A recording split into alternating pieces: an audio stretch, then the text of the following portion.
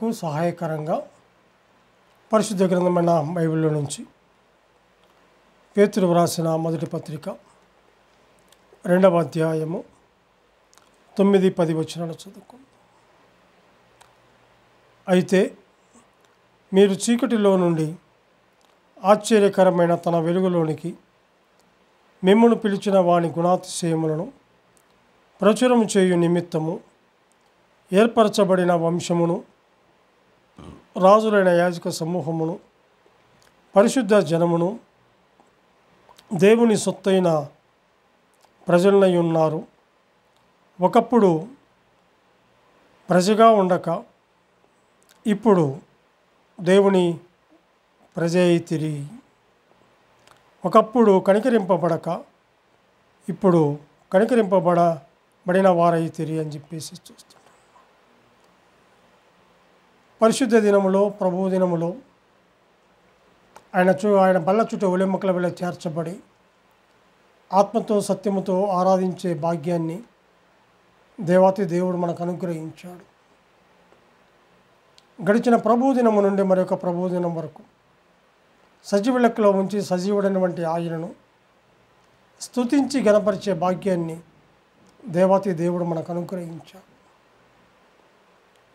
పరిశుద్ధుడు పరిశుద్ధుడు పరిశుద్ధుడు అని కోట్ల దూతలతో కొనియాడబడుతున్నటువంటి ఆ దేవాతి దేవుణ్ణి ఈ ఉదయకాల వేళలో స్తుతించి గణపరిచి మహిమపరిచే భాగ్యాన్ని దేవుడు మనకు అనుగ్రహించాడు. అందును బట్టి ఆయన్ను మనం స్తుతించవలసిన వారముగా మనం ఉంటున్నాం.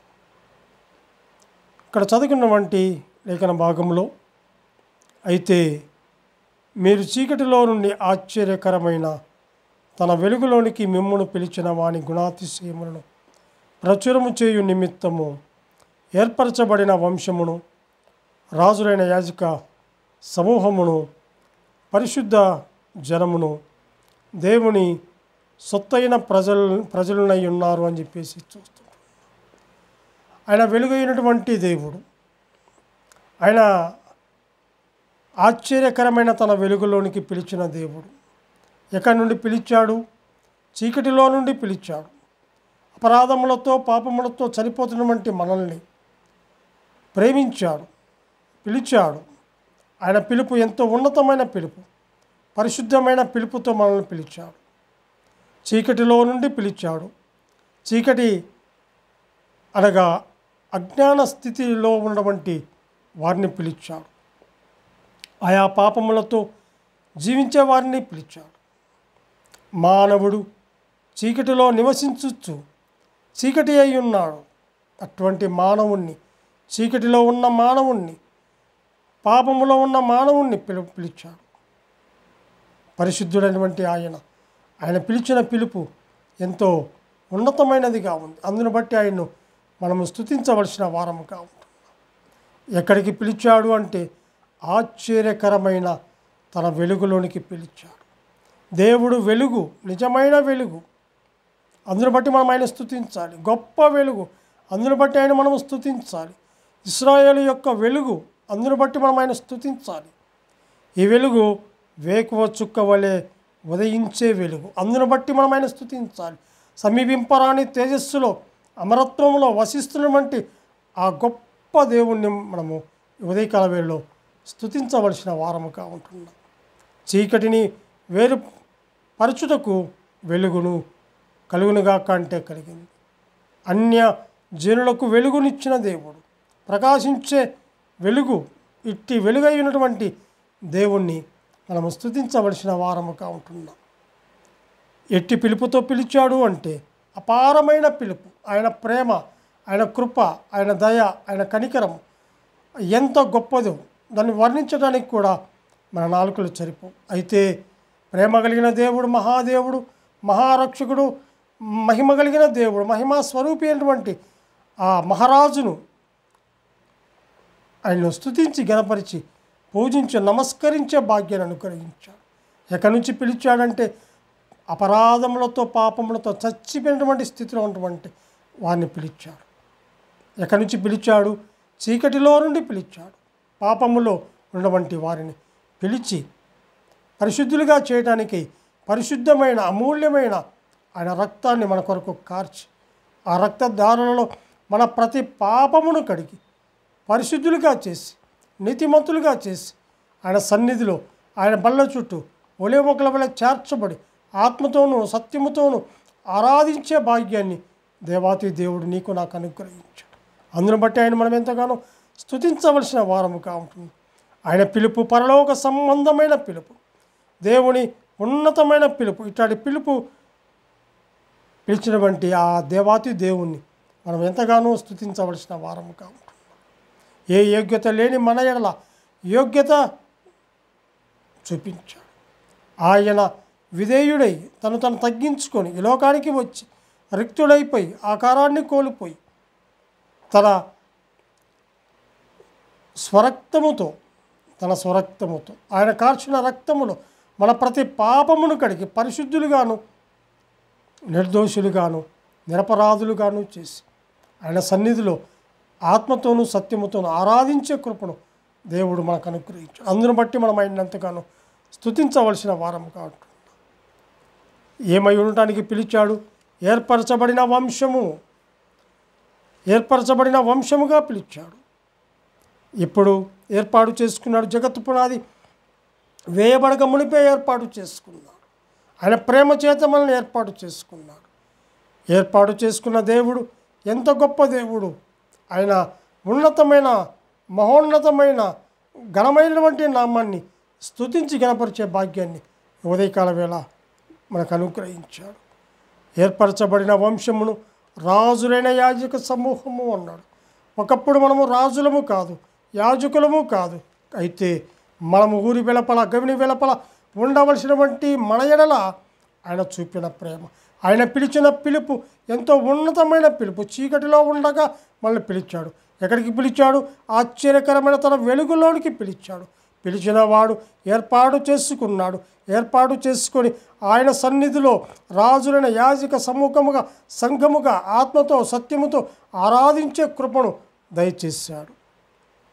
అటువంటి దేవాతి దేవుణ్ణి స్తుతించే భాగ్యాన్ని మనకు అనుగ్రహించాడు. ఒకప్పుడు ఇశ్రాయేలు ఏర్పరచబడిన జనమే, కానీ అయినా కూడా నన్ను ఆయన రక్తం ఇచ్చి ఆయన కృప ద్వారా ఆయన ప్రేమ ద్వారా నీయడల నాయడల చూపినటువంటి ఆ మహాకృపను బట్టి ఆయన మనం ఎంతగానో స్తుతించవలసిన వారముగా మనం ఉంటున్నాం. ఇప్పుడు విశ్వసించబడిన వారందరూ కూడా ఆయన వంశమే. జగత్తు పునాది వేయబడక మునిపి ఏర్పరచబడిన వారందరూ కూడా ఆయన రక్తంలో కడగబడిన ప్రతి విశ్వాసి కూడా ఆయన్ను స్తుతించే భాగ్యాన్ని దేవుడు మనకు అనుగ్రహించాడు. ఒకప్పుడు పాపమునకు దాసులమై ఉండగా అటువంటి మనల్ని ఆ దాసత్వము నుండి, ఆ పాపము నుండి, ఆ శాపము నుండి పిలిచి మనల్ని ఆయన సొత్తైన ప్రజలుగా చేసుకోవడానికి ఆయన నన్ను పిలిచాడు. యాజక సమూహముగా చేశాడు. అందును బట్టి ఆయన మనం స్తుతించాలి. పరిశుద్ధ జనముగా చేశాడు. అందును బట్టి ఆయన్ను మనము స్తుతించాలి. ఆయన పాపములను పరిచిన దేవుడు కాబట్టి మనం స్తుతించాలి. అంతేకాదు కానీ దేవుని సొత్తైన ప్రజలుగా చేశాడు. అందును బట్టి మనం స్తుతించాలి. ఒకప్పుడు మనం ప్రజలుగా ఉన్నటువంటి మనల్ని ఆయన ప్రజలుగా ఆయన సొత్తైన బిడ్డలుగా చేసుకున్నాడు. ఆయన వెలపెట్టి మనం కొన్నాడు. అమూల్యమైన రక్తం, పరిశుద్ధమైన రక్తము, నిర్దోషమైన రక్తము. ఆ రక్తములో మన ప్రతి పాపమును కడిగి పరిశుద్ధులుగాను నిర్దోషులుగాను చేసి ఆయన సన్నిధిలో స్తుతించి గణపరిచే భాగ్యాన్ని దేవుడు నీకు నాకు అనుగ్రహించాడు. అందును బట్టి మనం ఆయన స్తుతించవలసిన వారముగా ఉంటున్నాం. ఆయన గుణాతిశయాలను ప్రచురము చేయాలి.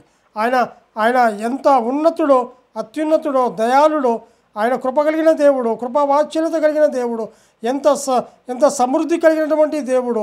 అందరి ఎడల ఆయన చూపినటువంటి ఆ మహాప్రేమను బట్టి ఆయన స్తుతించవలసిన వారముగా ఉంటున్నాం. ఒకప్పుడు ప్రజగా ఉండక ఇప్పుడు దేవుని ప్రజగా ఉన్నాము. ఒకప్పుడు కనికరింపబడక ఇప్పుడు కనికరింపబడిన వారముగా ఉన్నాం. ఒకప్పుడు మనము చీకటిలో ఉన్న వారిని వెలుగు సంబంధులుగా చేశాడు. ఆశ్చర్యకరమైన తన వెలుగులోనికి పిలిచినటువంటి ఆయన గుణాతిశయాలను తలపోసుకుంటూ, ఆయన గుణగణాలను తలపోసుకుంటూ, ఆయన ఎవరో, ఆయన ఏమై ఉన్నాడో, ఆయన ఎందుకు ఈ లోకానికి వచ్చాడో దాని నిమిత్తమై మనము జ్ఞాపకం చేసుకొని ఆయన్ను స్తుతించవలసిన వారముగా ఉంటున్నాం. కొరింథీయులకు రాసిన మొదటి పత్రిక కొరింథీయులకు రాసిన మొదటి పత్రిక 11వ అధ్యాయము 23 నుంచి 31 వరకు చదువుకుందాం. నేను మీకు అప్పగించిన దానిని ప్రభువు వలన పొందితిని. ప్రభు అయిన యేసు తాను అప్పగింపబడిన రాత్రి ఒక రొట్టెను ఎత్తుకొని కృతజ్ఞతాస్తుతులు చెల్లించి దానిని విరిచి, ఇది మీ కొరకైన నా శరీరము, నన్ను జ్ఞాపకం చేసుకొనుటకై దీనిని చేయడని చెప్పాను. ఆ ప్రకారమే భోజనమైన పిమ్మట ఆయన పాత్రను ఎత్తుకొని, ఈ పాత్ర నా రక్తం వలనైన క్రొత్త నిబంధన, మీరు దీనిలోనిది త్రాగునప్పుడల్లా నన్ను జ్ఞాపకం చేసుకున్నట్టుకి దీనిని చేయడని చెప్పాను. మీరు ఈ రొట్టెను తిని ఈ పాత్రలోనిది త్రాగునప్పుడల్లా ప్రభువు వచ్చు వరకు ఆయన మరణమును ప్రచురించుదురు. కాబట్టి ఎవడు అయోగ్యముగా ప్రభు యొక్క రొట్టెను తినునో లేక ఆయన పాత్రలోనిది త్రాగునో వాడు ప్రభు యొక్క శరీరమును గూర్చియు రక్తమును గూర్చియు అపరాధి యగును. కాబట్టి ప్రతి మనుష్యుడు తన్ను తాను పరీక్షించుకొనవలెను. అలాగు చేసి ఆ రొట్టెను తిని ఆ పాత్రలోనిది త్రాగవలెను. ప్రభువు శరీరమని వివేచింపక తిని త్రాగువాడు తనకు శిక్షా విధి కలుగుటకే తిని త్రాగుచున్నాడు. ఇందువలననే మీలో అనేకులు బలహీనులను రోగులై ఉన్నారు, చాలామంది నిద్రించుచున్నారు. అయితే మనమే విమర్శించుకొనిన ఎడల తీర్పు పొందక పోదుము అని చెప్పేసి చూస్తున్నాం. ఇక్కడ గమనించినట్లయితే నన్ను జ్ఞాపకం చేసుకున్నటకై దీన్ని చేయడని చెప్పి ఆయన శరీరమునకు సాదృశ్యమైనటువంటి రొట్టెను, ఆయన రక్తమునకు సాదృశ్యమైన పాత్రను దేవుడు మనకు అనుగ్రహించి ఉంటుండగా ఆయన సన్నిధిలో కూర్చొని ఆయన బల చుట్టూ ఒలిముక వేళ చేర్చబడి ఆత్మతోనూ సత్యముతోనూ ఆరాధించే కృపను దయచేశాడు. అయితే యోగ్యముగా ఆయన ఆరాధించాలి.